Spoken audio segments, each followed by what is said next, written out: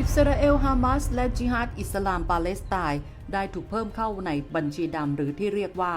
รายการแห่งความละอายขององค์การสหประชาชาติหรือ UN ซึ่งแนบมากับรายงานประจำปีที่ออกโดยสำนักงานเลขาธิการสหประชาชาติที่ได้บันทึกข้อกล่าวหาการละเมิดสิทธิต่อเด็กในการสู้รบโดยเนื้อหาครอบคลุมการละเมิด6ประการได้แก่การฆ่าและทำให้พิการความรุนแรงทางเพศการลักพาตัวการสรรหาและเกณฑ์เด็กการปฏิเสธการเข้าถึงความช่วยเหลือและการโจมตีโรงเรียนและโรงพยาบาลนี่ถือเป็นครั้งแรกที่อิสราเอลและฮามาสถูกรวมให้อยู่ในรายชื่อบัญชีดำนี้ร่วมกับรัสเซียกลุ่มอิสลามอัลกออิดะโบกาฮารัมอัฟกานิสถานอิรักเมียนมาโซมาเลียซีเรียและเยเมนซึ่งรัสเซียนั้นถูกเพิ่มเข้าไปในรายชื่อเป็นครั้งแรกเมื่อปีที่แล้วกับการปฏิบัติต่อเด็กในสงครามกับยูเครนส่วนอิสราเอลนั้นก็ได้ชื่อว่าเป็นประเทศประชาธิปไตยแรกที่ถูกรวมอยู่ในบัญชีรายชื่อนี้ซึ่งการที่อิสราเอลถูกรวมอยู่ในรายชื่อนี้เกิดขึ้นหลังสงครามในฉนวนกาซาผ่านมาแล้ว8เดือน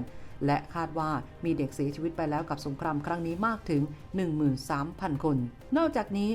รายงานดังกล่าวยังเกิดขึ้น1วันหลังจากที่อิสราเอลทิ้งระเบิดโรงเรียนของสหประชาชาติในฉนวนกาซาตอนกลางด้วยสำหรับรายงานที่รั่วไหลออกมานั้นได้กล่าวหาอิสราเอลว่าใช้ระเบิดขนาดใหญ่ในพื้นที่ที่มีผู้คนแน่นหนาซึ่งนำไปสู่การเสียชีวิตของเด็กๆและทำให้เกิดการปิดล้อมฉนวนกาซาที่ขัดขวางไม่ให้ความช่วยเหลือเข้าถึงเด็กๆรวมถึงกำหนดเป้าหมายไปที่โครงสร้างพื้นฐานที่สำคัญซึ่งมีผลกระทบต่อสุขภาพที่เป็นอันตรายต่อเด็กๆด้วยนอกจากนี้กองกำลังอิสราเอลยังถูกกล่าวหาว่าใช้เด็กปาเลสไตน์เป็นโล่มนุษย์ขณะปฏิบัติการในฉนวนกาซาและเขตเวสต์แบงก์สำหรับรายงานนี้รวบรวมโดยเวอร์จิเนียกัมบาผู้แทนพิเศษด้านเด็กและการขัดกันด้วยอาวุธของเลขาธิการสหประชาชาติซึ่งรายการที่แนบมากับรายงานนี้มีจุดมุ่งหมายแบบเป็นวงกว้างเพื่อตั้งชื่อและทำให้ฝ่ายต่างๆที่ต้องเผชิญความขัดแย้งต้องอับอายและประเทศอื่นๆสามารถใช้มันเพื่อจำกัดการขายอาวุธได้ด้วยซึ่งเป็นความหวังที่ว่าสิ่งนี้จะสามารถยับยั้งความรุนแรงต่อเด็กได้ทีนี้รายงานดังกล่าวยังไม่มีการเผยแพร่อย่างเป็นทางการจนกว่าจะวันศุกร์หน้าแต่สำนักงานของนายอันโตนิโอ กูเตเรสเลขาธิการสหประชาชาติได้โทรติดต่อกับนายกิลาด เออร์ดาน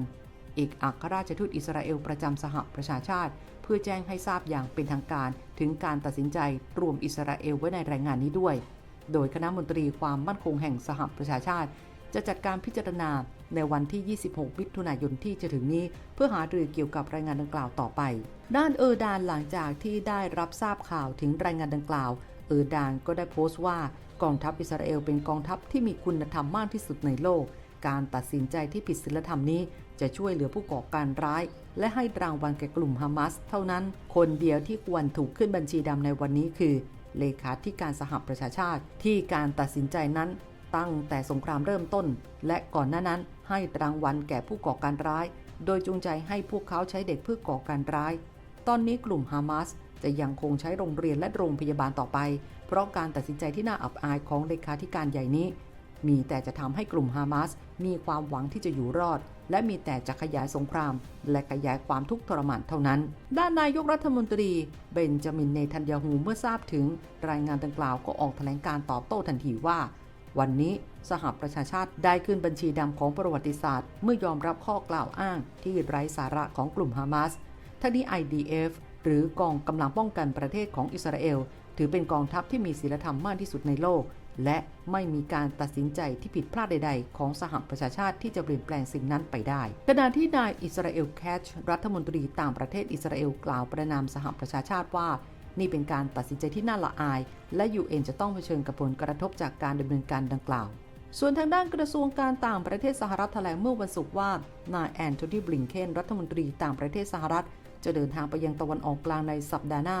ขณะที่สหรัฐพยายามกดดันอิสราเอลและกลุ่มฮามาสให้ยอมรับข้อเสนอหยุดยิงที่ประธานาธิบดีโจไบเดนเสนอเมื่อสัปดาห์ที่แล้วรอยเตอร์รายงานว่าบลิงเคนจะเดินทางเยือนตะวันออกกลางเป็นครั้งที่ 8 นับตั้งแต่กองกำลังติดอาวุธของกลุ่มฮามาสโจมตีอิสราเอลเมื่อวันที่ 7 ตุลาคมปีที่แล้วซึ่งจุดชนวนความขัดแย้งระหว่างอิสราเอลและปาเลสไตน์ที่ดำเนินมายาวนานหลาย10 ปีปะทุขึ้นอีกครั้งโดยบลิงเคนจะเดินทางเยือนอียิปต์อิสราเอลจอร์แดนกาตาร์ และจะพบปากกับบรรดาผู้นำระดับสูงของประเทศเหล่านี้ทั้งนี้สหรัฐออกอาการกังวลหนักที่ความตึงเครียดระหว่างอิสราเอลและกลุ่มฮิซบุลลอฮ์ของเลบานอนทวีความรุนแรงมากขึ้นในช่วงไม่กี่วันที่ผ่านมาโดยทั้งสองฝ่ายต่างส่งสัญญาณถึงความพร้อมสำหรับการเผชิญหน้าที่ใหญ่ขึ้นมาร่วมสนับสนุนท็อปนิวส์นำเสนอความจริงได้แล้ววันนี้ เพียงกดปุ่ม Super Thanks แล้วเลือกจำนวนเงินตามที่ต้องการได้เลยครับขอบคุณครับ